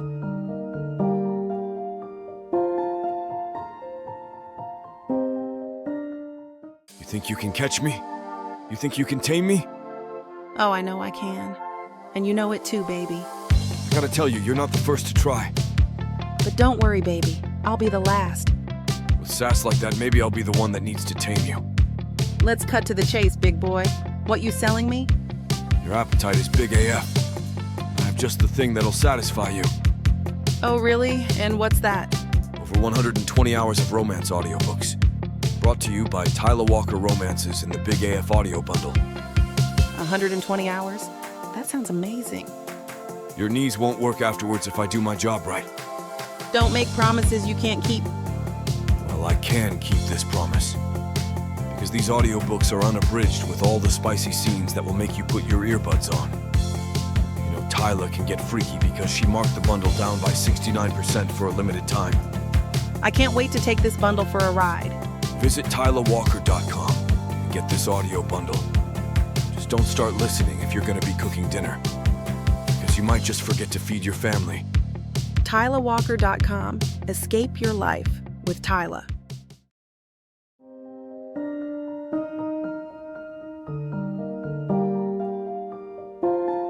Chapter 12. Jennie. My cousin's wedding day has arrived. I'm wearing the purple dress we got from Marco's boutique, and of course, the dazzling ring Harold gave me perfects my look. I'm so glad Harold proposed all this, or I definitely would have had a hard time finding a date for this event. The ceremony starts, and everyone, including me, is astonished as we watch the bride walk down the aisle. All right, I admit. I'm delighted every time I attend a wedding. It touches me to witness two people vow to love each other until death do them part. After the wedding ceremony, we head straight to the reception, which will be at my grandparents' ancestral home. A few relatives and family friends cast curious looks our way. I guess they're confused, most, if not all of them. Probably think I'm still in a relationship with James. Luckily, it doesn't take long before the bride and groom make their grand entrance into the reception. Top efforts were made to decorate the place, so everything is aesthetically pleasing and perfectly coordinated. The color palette was carefully chosen for the venue, and it matches the decorations flawlessly. I can't contain my happiness and excitement as we're served cocktails while we wait for dinner to start. I've only taken a few bites when I start realizing how pointedly they're gazing at Harold and me, making me uncomfortable and self-conscious. Who knows what my mom has said to these people, or to whom she's said anything to. I feel like there's dirt on my face, and I can't help but squirm in my seat. I guess everyone is eager to know who you are, I say. Particularly Mom and Dad. We might as well get the introductions over with. Otherwise, we'll never get any peace around here. I place my hand carefully at the crook of Harold's elbow and guide him toward my parents. I can practically hear my relatives straining to eavesdrop on the conversation. Harold, meet my mom, Susan Marie Willard, I introduce, and Conroy Willard, my dad. I clear my throat before saying, Mom, Dad, meet Harold Hansen. I look at Harold and smile adoringly. He's my fiancé. Mom extends her hand, offering her hand out to Harold for a shake. He immediately takes it and gives the back of it a kiss. She's tickled and proceeds to give him a graceful smile. Lovely to meet you, ma'am, Harold says in his deliciously masculine voice. He looks so perfect, looking dashing in his custom suit. The perfect man to bring home to Mom. His whole face is wonderfully sculpted and attractive. I can't help staring at it. I believe I've read about you in the papers, dear, Mom says. You're the CEO of a tech company, if I'm not mistaken. I look at my dad, who's remained quiet by Mom's side. He has his arms crossed and a very serious look on his face. I know exactly what's on my dad's mind, perhaps skeptical of the whole relationship, especially regarding the sudden engagement. I'm suddenly beset with nerves, but Harold gives me a smile as if to assure me that he won't mess things up. Okay, I guess he can handle him all right. Even some of our relatives move closer to our table. We exchange greetings and talk about how Lana managed to make her wedding this smooth. We talk about some other things, but their attention, of course, shifts back to Harold and me. They're all intrigued about my life. They keep asking where James is, how's he doing, and why I'm with another man. It's kind of sickening how my arrogant ex managed to retain a good impression on them. James and I are done, I declare, which stops them for a while. He lied and cheated, and I won't stand for that. Outrage at James's conduct takes over me for a moment, and I pause to take deep breaths. I'm so glad Harold and I met, I continue. He helped me recover quickly from the distress, so I'm truly grateful to have him by my side. Thinking about how we met brings me a lot of happiness, and in my mind, I can't help but fantasize that all of it is real. They stop talking for a moment, but then again, it doesn't last, and they keep urging me to share more of our story, not believing that Harold is now my fiancé. I pinch the bridge of my nose while thinking over what else I can say to convince them. Before I know it, an arm encircles my waist, and the next thing I know, someone's kissing me. It's Harold. I can taste the wine he's been drinking on his tongue and lips. I can feel his tongue pushing its way through my mouth. This kiss is different from before. It's steamy and wild. I squeeze his lean body as he deepens the kiss for a few more seconds. Breaking the kiss, I take a second to look up into his eyes before turning to my family, who are all looking at us in shock. From the looks of things, they've fallen for our ruse. I'm surprised by how well Harold is handling my family and relatives. May I have this dance? Harold extends his arm and walks me to the dance floor. The music is very slow, and his hands are in my waist, while mine are loosely clasped on his shoulders. I understand why we have to do all these things. Don't worry, Harold whispers, leaning toward me. I just smile in response. We talk about random stuff as we dance. Harold mentions that he's not into serious relationships, which puts a little prick in my chest. Maybe we can at least be friends with benefits, act and screw at the same time. When we head back to our table, I feel the need to have a breather. Harold, can you come with me to the garden? I ask after finishing my glass of wine. Chapter 13. Harold. Dealing with Jennie's parents is easy as pie. Besides being a CEO with years of experience interacting with difficult people under my belt, I grew up as the son of Eleanor Hansen, the Queen of Difficult. Compared to her, Jennie's relatives are almost angels. I say what Jennie's relatives want to hear. It was easy to impress them with my and my company's accomplishments, not to mention the contents of my bank account. I play them like a fiddle, doing my best to win them over like a charismatic fiancé, wanting to make a good impression on his fiancé's family. I'm surprised at how well I play the role, and even more when I find myself enjoying it. Jennie's mother is almost too easy to please. Her eyes are sparkling when she confirms how big my company is. I can tell what she's thinking, so I do with that angle to charm her further into thinking I'm the perfect man for her daughter. Her father, on the other hand, is probably a tougher nut to crack, judging by how he's been staring at me while I converse with Susan. When he comes over, I see from the corner of my eye that Jennie's visibly worried. I give her a small, reassuring smile and a wink, letting her know I have things under control.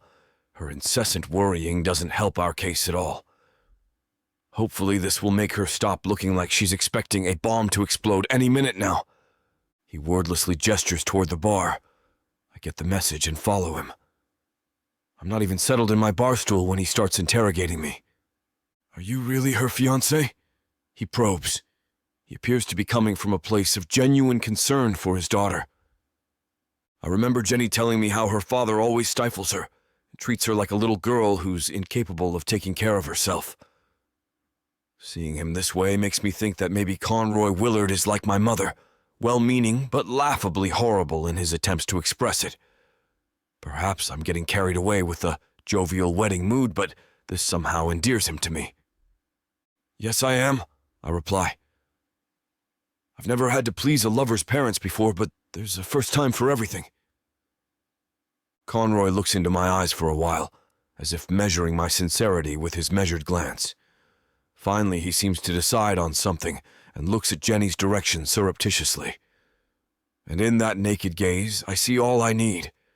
A father who loves his daughter and would do anything for her. She will always be my little girl, he states, taking a shot of whiskey. Perhaps the most difficult part of being a father is accepting that your daughter will grow up and won't be needing you anymore.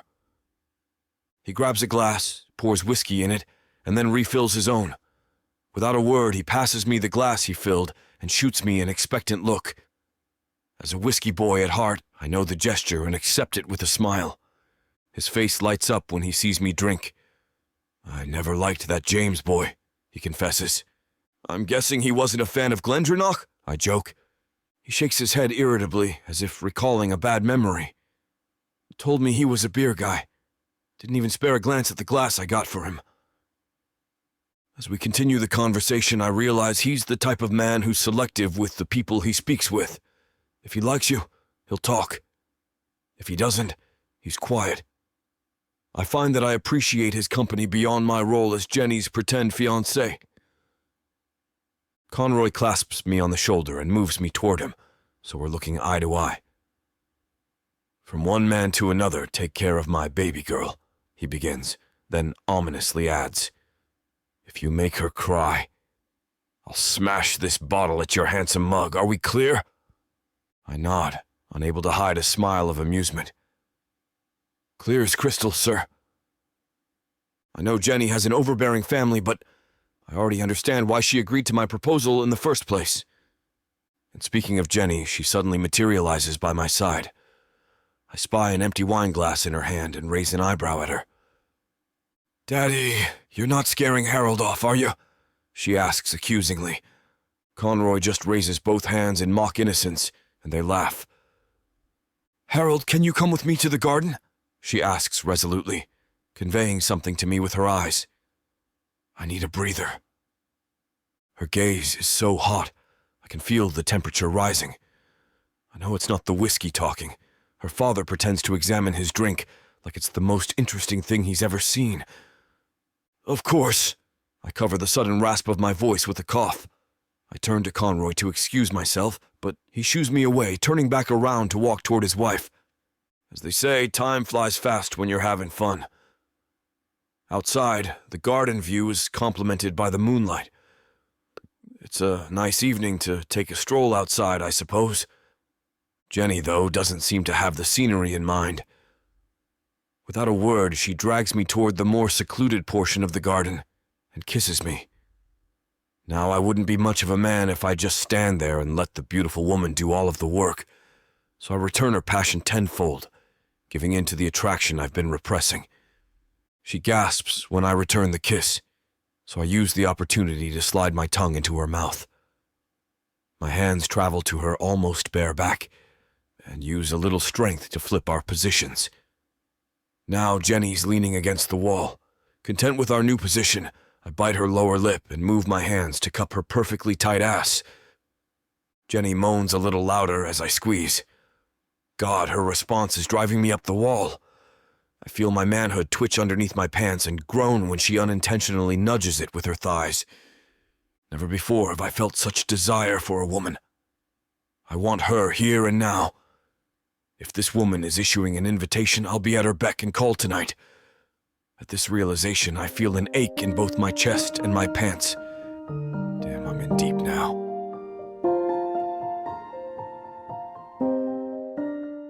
You won't know what hit you, baby. I'm going to take you, break you, and make you mine. And when I'm done, you're... Now hold on just a minute. What? I got something to say. What's the meaning of this? Now you may be some fine-looking white boy, Got that right, baby. It takes hard work. and you might got the money, Fat stacks, baby, to spoil you with. but that doesn't mean I'm going to give it up to you without a fight. A fight?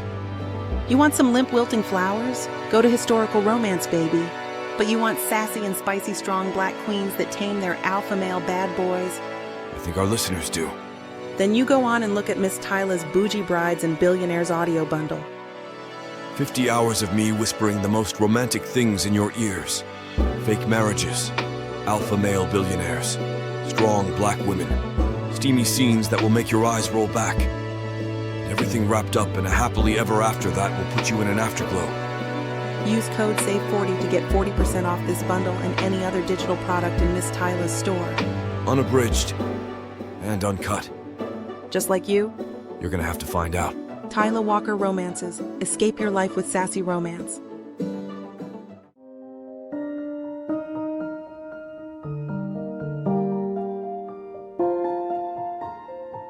Chapter 14. Jennie. Looks like the level of passion in this chapter is pushing YouTube's limit. It's disappointing, I know. Trust me when I say we want nothing more than to get down to the dirty details. But releasing these free audiobooks on YouTube means that we have to abide by the rules. Even though YouTube won't allow us to put something so spicy on the air, you can still find it on TylaWalker.com. Miss Tyla has an unbelievable collection of uncut, unabridged audiobooks and ebooks. For access to the full, unfiltered scene, go to TylaWalker.com and use code SAVE40 for 40% off any digital product. This is the deal of a lifetime, a discount that can be applied to bundles that are already listed at a discounted price. You heard that right. It's time for you to treat yourself. With Miss Tyla.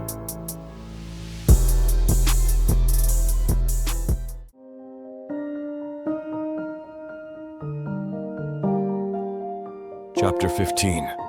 Harold. I wake up with Jennie by my side, her leg over mine and her face all snuggled against my neck. Staring at the beautiful sight, I suddenly feel her knee over my crotch, massaging it unknowingly. Jennie's still in her deep sleep. I grab her butt cheek and give it a quick squeeze. And that's where we're going to put a pause on pleasure. Looks like the rest of this chapter is just too naughty to put on the air. As much as we'd love to share every little detail, we've got to stick to YouTube's guidelines to keep these free audiobooks coming. They've got some rules about what we can show, and we wouldn't want to risk losing the chance to bring you more content. As frustrating as it is to build the tension only to be interrupted, Miss Tyla always knows how to make it up to you. You can find the full, uncut scene over at TylaWalker.com.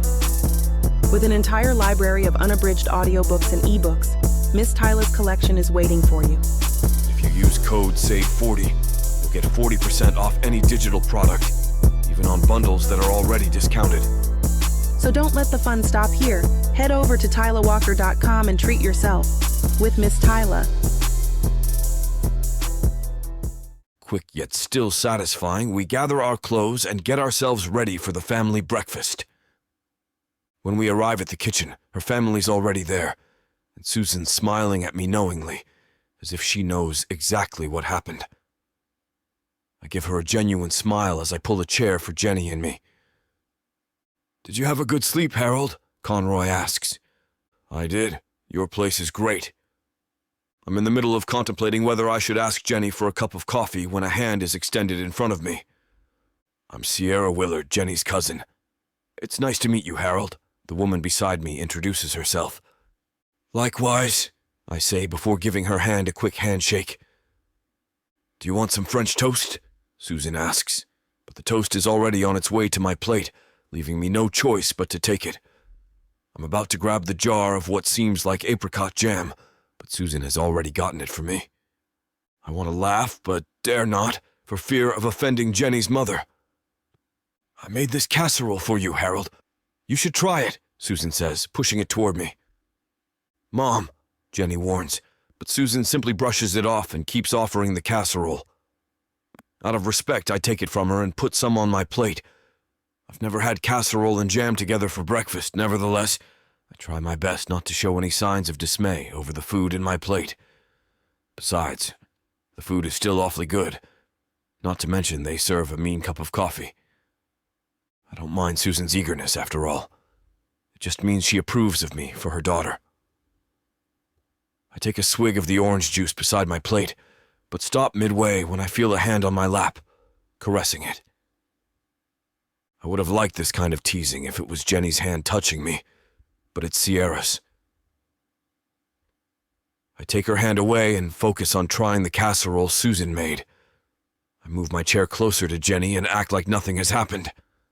Everyone's busy eating and no one notices what Sierra has done. When Sierra puts her hand on my lap once more, I notice Jennie looking at her and where her hands are.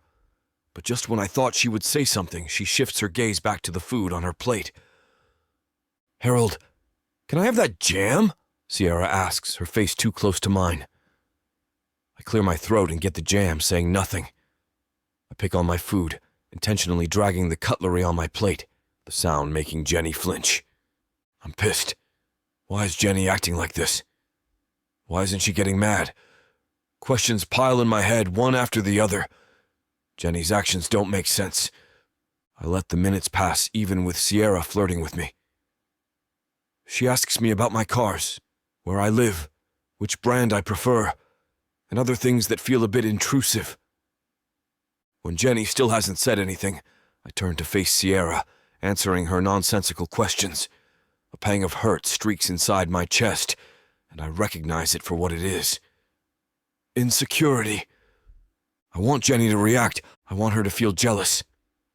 I take a deep breath, taking the time to assess what it is exactly that I'm feeling.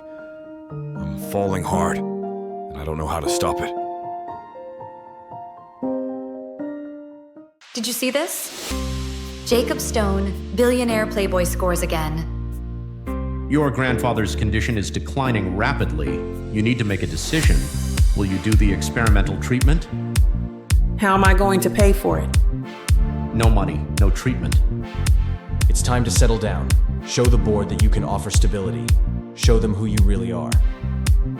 Hi, I'm Jacob Stone. I know who you are. CEO of Stone Hospital Group.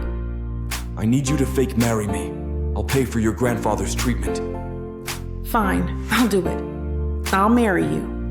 Please spare me the romantic nonsense. We both know why you're really here. Gold digger. It was fake at first, but then I fell in love with you. But to save you now, am I going to have to break your heart? You're going to have a lot more problems than just your grandfather's health. I thought I loved Jacob Stone, but before I marry him,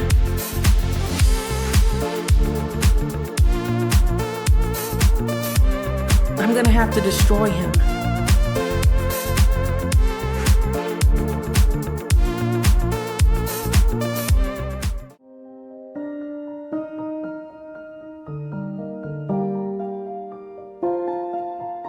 Chapter 16.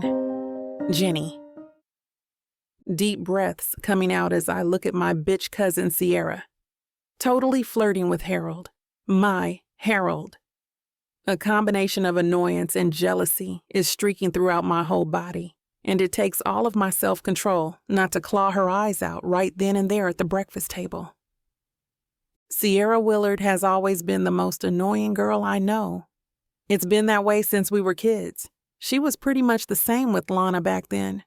She used to go straight to my room without knocking, wear my dresses, and take them home without even asking for my permission. As we've become adults, she's only gotten bitchier and more brat. Fast forward to the present, and she's still the most aggravating, bothersome, and disturbing person I know. I mean, I'm only surprised she didn't make a play for James the way she's making a play for Harold, and right in front of me too. Even Harold is taking a piss at me and showering her with attention. Why is he doing this? Before I make a scene, I force myself to take deep breaths, trying to calm my thoughts. Who am I to get jealous anyway? But as I continue to silently pay attention to what's happening between them, the memories of our make-love sessions last night and this morning keep replaying in my head. For what it's worth, I don't want Sierra to have this man. I let her take my favorite dresses all those years ago without a fight. This time, I won't ever let her take something away from me again, especially not my Harold. Oh my God, look at her. What is she doing? I overhear someone saying. I turn around to see Lana beside me. She holds my hand and leads me to a corner so we can talk in private. You can't just sit back and let Sierra get her paws all over Harold. She's totally after him. Yeah, I noticed. But I don't want to make a mountain out of a molehill. And besides, they're just having a chat, I say doubtfully. My suspicions are getting confirmed. If I'm not the only one who noticed, that means the vibe I'm getting is not far off the mark. Talking about what? Where they'll meet for a screw fest? Lana whispers. I'm not quite sure if Lana means they're literally talking about make love. But what's clear is that if I continue to just sit around and do nothing, then my family will start questioning the state of the situation between me and Harold. I decide to take matters in my own hands and give in to my first instinct, which is march and take hold of what's mine.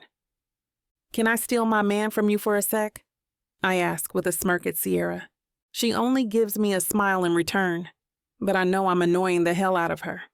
I smile at Harold and take his hand, leading him to a walk around the garden. Now, far from the crowd, my expression changes from a wide smile to a glum one. I look up at Harold. What's wrong with you? What do you mean, what's wrong? You were flirting with her. You're supposed to be my fiancé, but you were focusing on her the whole time. Isn't it just like a man? She just fake laughs and shows you her cleavage, and you lap up the attention. And in front of my whole family, too. My voice is becoming louder. I can't keep the betrayal from seeping into my tone. You shouldn't be flirting with anyone, and definitely not with her. Harold has a puzzled expression on his face. So you've been watching us this whole time? Why are you so mad anyway? I was just being polite. Now I'm angry. How stupid does he think I am? We're acting, remember? You're my fiancé, for God's sake, Harold. You shouldn't be so angry about this, he says calmly. I have a sneaking suspicion he intentionally did this to make me jealous, and the thought makes me angrier than ever. Before I could say anything more, I see my cousins, including Sierra, watching us and trying to eavesdrop on our conversation. Now we're busted. Next thing I know, the deal about me and Harold's fake engagement spreads to the whole family. The second I lock eyes on my mom, I know it's game over. She's so angry I can't explain the disgust on her face, but I don't understand where her ire is coming from. Is she mad because I lied?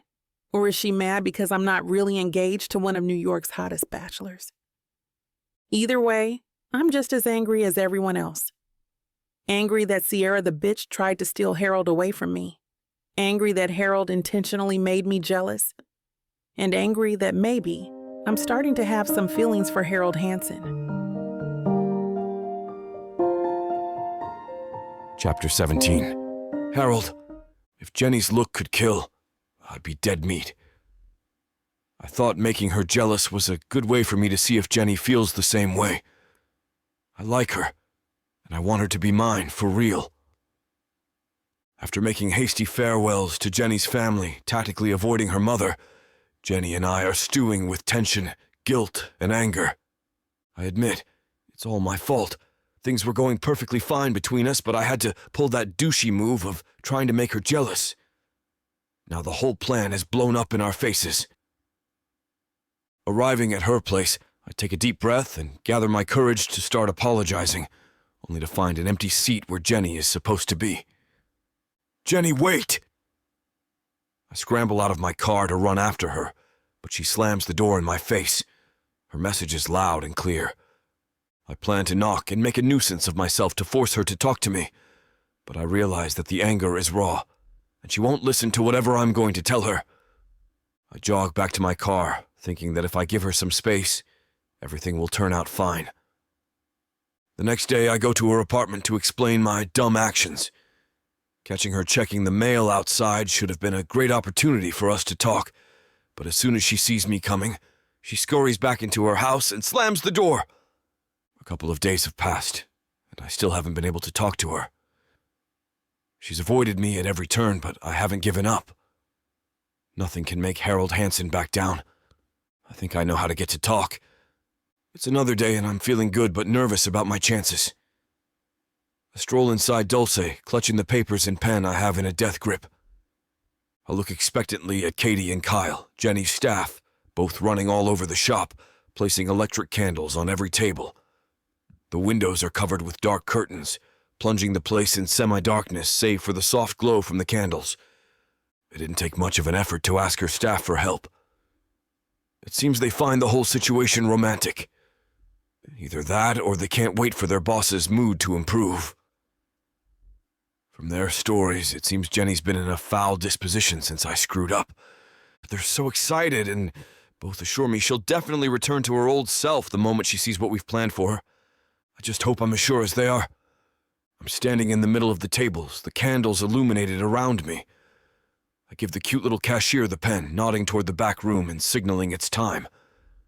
With an eager nod, she grabs the pen and scurries to the back. I hand over one of the papers to Kyle, who takes his place beside me. I listen as Emily opens the door and Jennie asks, "What is that?" Sweat begins forming in beads on my temples as I hear Jennie's voice in the distance. "What is this pen for? Why are you acting so weird since I got here? Why?" Jennie stops in her tracks as she sees Kyle, Katie, and me holding out papers with the words, "I'm sorry, please forgive me." Yes and maybe, respectively, while bathing in the soft darkness of her shop. I struggle not to cringe and kick myself at the cheesy gesture. If Jennie ends everything between us tonight, I can't blame her, but at least I tried. She looks ready to cry, and I'm not sure if it's because of humiliation or laughter. "What's this for?" She croaks at me with a strangled laugh. This time I don't hide my wince, and I scratch my head at my stupidity. Mustering the courage and pleasantly surprised she didn't turn her heel toward the opposite direction, I clear my throat before answering. Well, you're supposed to encircle your answer with the pen Amelie gave you." She chuckles. "Why isn't there a no option? How am I going to answer it?"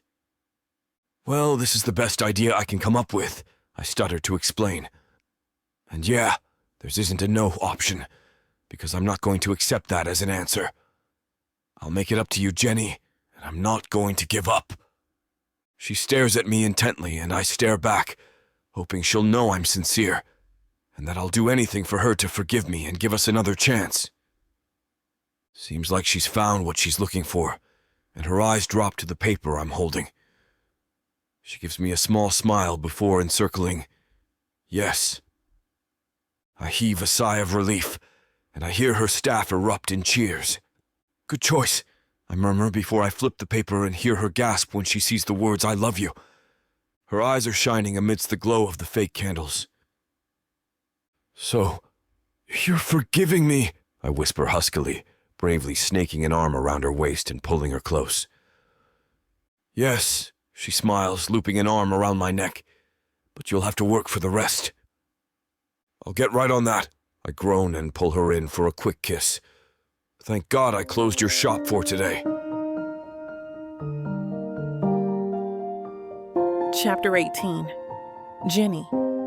I can't believe this is happening. Never in my wildest dreams did I think I'll be standing before the gorgeous Harold Hansen while holding a paper with the words, "I love you," and surrounded by tables and fake candles in my own coffee shop. What kind of woman would I be if I don't appreciate all the effort he put on this little surprise? The time I spent avoiding him has given me the opportunity to dissect and study what I truly feel toward him. And within those moments, I've come to the realization that I'm definitely in love with him, but I won't let him off the hook that easily. He flashes me a grin full of relief and promises. Promises that I will surely love and enjoy. Promises he needs to keep and take action on soon. After assuring me he'll work for the rest, as I so eloquently put it, I give my staff the day off, and we spend the time talking at Dulce with our hands glued together. By the end of the day, he drives me home. Unlike the last time we were in his car together, we're wrapped in comfortable silence. His hand either holding mine or resting comfortably on my leg. He walks me to my door and I turn to look up at him, as his hands brace themselves on the doorframe on either side of me, automatically caging me in. I swallow as my eyes rake his form, taking in his expensive leather shoes, black pants, and a mysterious bump I refuse to acknowledge, at least for now. His delicious abs and chest are concealed behind a form-fitting shirt, and my eyes finally go up to meet his amused eyes twinkling with mischief. "Like what you see," he whispers huskily. I grin up at him. "Oh yeah." He closes his eyes and groans before leaning down toward me. I put a finger on his lips, halting his descent and making him groan again, this time in frustration. I bite back a laugh and pat his cheek instead. "Don't worry, big boy. Good things come to those who wait." I clutch at his collar and pull him down, kissing his cheek. "Woman, you will be the death of me." He groans yet again, and this time I giggle, kissing him goodbye as he leaves.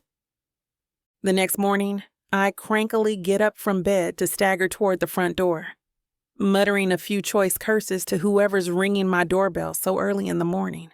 The words, "back off," immediately die in my throat when flowers greet my vision. "Miss Willard?" one of the delivery guys asks behind the flora. "Yes," I return warily. "Sign here, please, and we'll handle the rest." He shoves a clipboard and a bouquet of roses in my arms.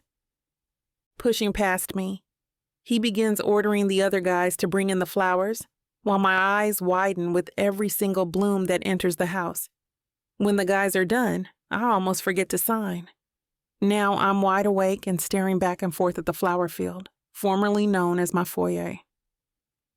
There are at least half a dozen roses, some in baskets, some in bouquets, and some already in vases. I stare at the one I'm holding, and there's a note. Reading it, I can feel a smile grace my lips. Roses are red. Roses aren't blue. Roses are for today. Am I getting through to you? Lovingly yours, H. Shaking my head at his antics, I close my eyes as I take a whiff of the bouquet. Closing the door, I begin planning which bouquet goes where. There are no empty safes by the time I was done. For the next 3 weeks, I receive flowers based on the colors of the rainbow. Every Monday, I get red flowers, on Tuesdays, orange, and so on. There have been so many flowers, I had to take some to decorate the empty spaces at Dulce. When Dulce then becomes overloaded with the blooms, I give some away to Katie and Amelie, sometimes to my neighbors when they catch me receiving the deliveries. But I always keep the bouquets handed to me, the ones with the cute and sweet messages from Harold. These have a special place on my nightstand, in my favorite vase, and the notes are taped on the mirror on my vanity.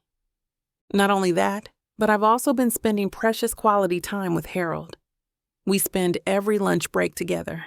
He either picks me up from work and we would eat somewhere, or he'll bring some takeout and we would eat in my office. We also go out to the bookstore, the park, take some random road trips, and let's not forget, the romantic dates. The last date was a cute little picnic near a lake, where we watched the blue sky as we snuggled on our picnic blanket.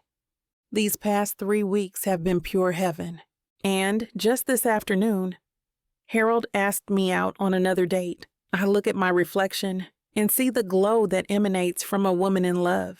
She looks so blissfully happy, and I know she only reflects what I'm feeling in my heart. I'm pretty giddy with anticipation, knowing that tonight's the night. I asked for Harold to work for my love, and pun intended, he earned it, and more with flying colors. Tonight, I'll confess my own feelings. My doorbell chimes and I grin, practically running toward the door. I pull it open to reveal a very yummy Harold Hansen, grinning widely. You seem to be in a hurry to answer the door. I hope that excitement is for me, he teases as his eyes rake my form, appreciatively. Of course it's for you, I huff and pull him down for a kiss. He kisses me back with some restraint, waiting for me to make the first move. This is another thing I've learned to appreciate in him during those 3 weeks. Harold doesn't kiss me or do anything unless I want him to. He's giving me full control when it comes to physical contact. I pull away and he groans pitifully. Before I spoil the night by telling him I love him right there and then, I grab his hand and pull him toward his car. Come on, let's get to our date, I say with a laugh. He sighs in resignation, but smiles at me tenderly as we travel toward a posh restaurant. Harold stops the vehicle and helps me out of the car. As he leads me inside, I turn to him with raised brows when I see there's only one table set for 2 in the middle of the restaurant, and no one else in sight.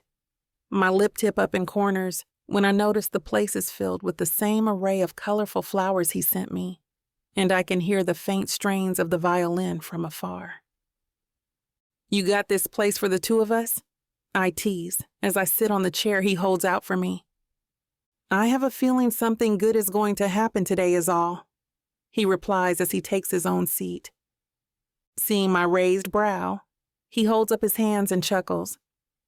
Well, you don't kiss me like that when we go out on our other dates. I wrinkle my nose at him and mutter under my breath, smug bastard. But you love me, he jokes, reaching over to take a sip of water. I grin inwardly. Normally, I don't reply whenever he jokes like that. I either stick my tongue out at him, or he'll receive a slap on the arm. But this time he receives a reply. That I do. He chokes on his water and I laugh. Getting out of my chair, I give his back some hearty thumps. A few thumps later, he snatches my arm and pulls me down to sit on his lap. Baby. What? He whispers hoarsely. Reaching up to cup his cheek, I plant a kiss on the side of his lips before pulling him down to whisper in his ear. I said I love you too, Harold Hansen. I feel him shudder against me before he pulls me close to hug me tightly. My heart thuds in my chest with love, knowing my confession has made him happier, lighter. I squeak when he suddenly stands from his seat, taking me along with him. Lowering me on the ground, he leads me to the restaurant's dance floor, whispering, "Let's dance to celebrate my love." I look up at him and see his eyes sparkle and shine with love for me. I bet he sees what I'm feeling in my eyes as well. I know it's a bit corny and cheesy when I say we danced the night away, but we did. Before and after we ate, that is. Chapter 19. Harold. Today's the day. 3 months have passed since Jennie gave me the 3 sweet words I've been waiting to hear, and 2 months since we bought a cozy apartment midway between my office and her coffee shop. There's absolutely no way I can mess this up. I look around to double-check that everything is in place. Food, candles, and music through a vinyl player set to Jennie's favorite 80s love songs. Of course, the new book published by Jennie's favorite author can't be left behind. Sit down, Harold. You're giving me an aneurysm. my mother scolds from the couch. My parents are just there, sitting and calmly enjoying their tea, as if their son is not about to experience the most nerve-wracking proposal he'll ever do in his life. It's quite surprising to see Mom so calm. I've always joked to my friends that if I ever proposed to a woman, my mother would be more anxious than me. Yet here we are, and she's as calm as a clam. Jennie had the pleasure of meeting my mother a week after the big night. I'll never forget the look on my mother's face when Jennie called her out on her dumbness and, in so doing, blitzed her way past my mother's walls. Since then, Mom, who usually finds even the smallest tidbit to criticize, has nothing but praise for Jennie. Sometimes it's both disturbing and amusing that Mom treats Jennie better than she treats her own son. Your mother is right, son, my father agrees. Across my parents, Jennie's parents are having a conversation. Seeing how nervous I am, Conroy scoots away from his wife and pats the space between them. How about some liquid luck? He calls me over, not waiting for me to assent before pouring a shot of whiskey in a glass. I take a seat and down the whole thing in one gulp. Beside me, Susan pats my shoulder comfortingly and tells us the story of how her husband proposed to her. She and my mother begin reminiscing, and I admit it actually helps to calm the jitters. It's not like she'll say no. You're living together, essentially married in everything else but name, Susan remarks. The door suddenly opens, putting a quick hush to the conversation. Jennie walks in, looking absolutely gorgeous even after a day at work. When she reaches the living room and sees the occupants, her expression briefly shows alarm, but changes into being pleasantly surprised. I didn't know we're hosting a family reunion today, she observes, before adding wryly, Don't tell me this is an intervention. Jennie and I are both very private people who don't take kindly to surprise guests, even if they are our parents. However, I can say I'm justified in this scenario, and she'll understand why later. Also, the reason behind this simple proposal is because of the book. Private proposal, which is close to her heart and where the characters have make love immediately after. What better location than our own home? The one place where we can rest our workaholic asses after work. With her favorite love song playing in the background, I can almost admit this setup is quite romantic as well. It isn't, I reply. Not the most elaborate answer, I know, but the nervousness has come back. It's almost a paradox how I can confidently take on even the most difficult business proposals and make business deals with billions of dollars at stake in stride. But this one, where I only have to say 4 words, has me sweating in my suit. Seemingly unaware of my dilemma, the confusion on Jennie's face only intensifies. Our parents' bad acting only adds to the sketchiness of the situation. Before I lose my nerve, I snatch the book from the table. On cue, Conroy walks to the vinyl player and turns the music on. Jennie's eyes widen in surprise, and what looks to be delight when she hears the intro for Crazy For You by Madonna playing in the background.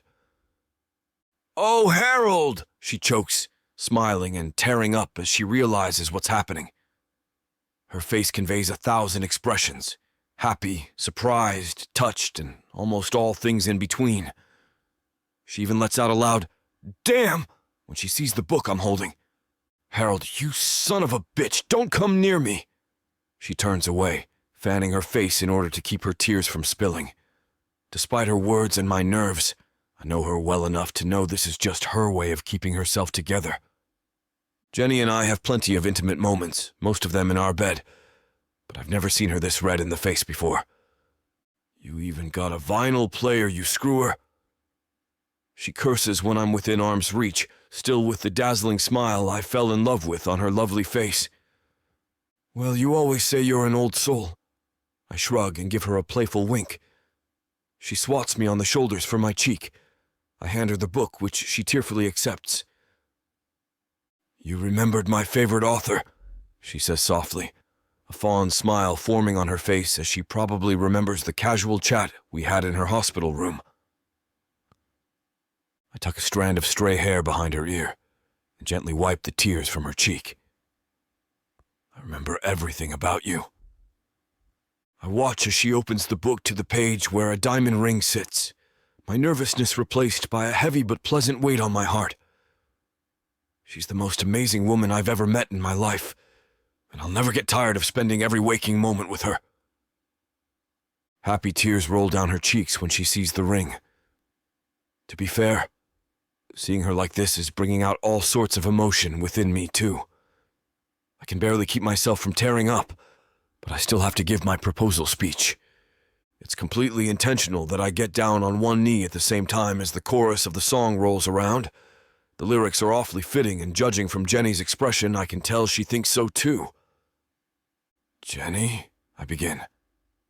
"I don't really believe in fate, but I think the universe was onto something when I met you that day, don't you think?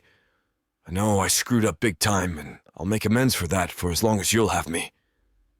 I take the ring from the book and offer it to her. Jennie looks like she doesn't know if she wants to kiss me or squeeze me to death instead.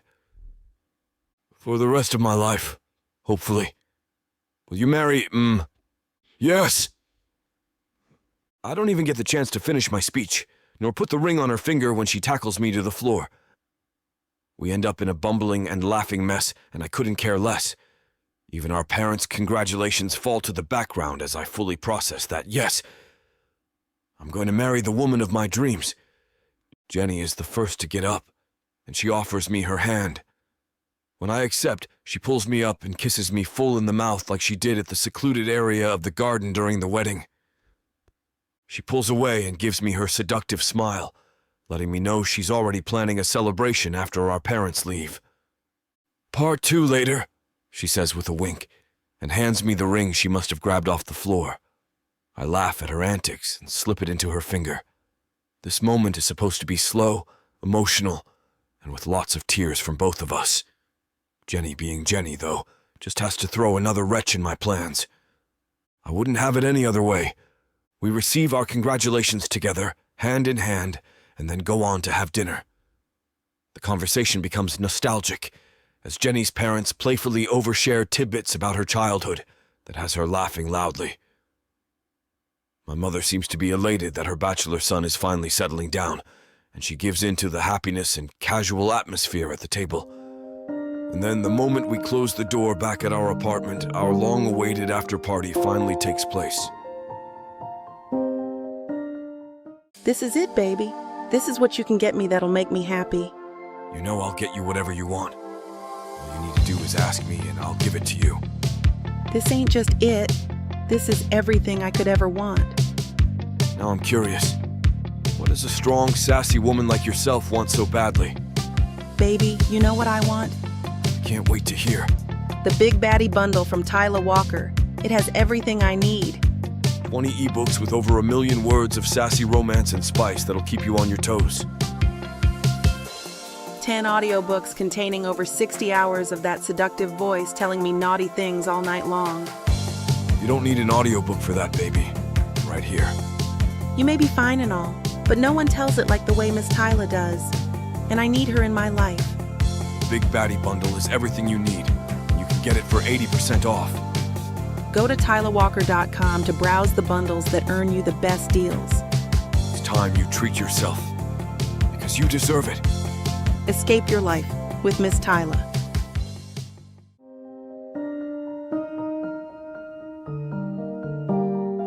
Chapter 20. Jennie.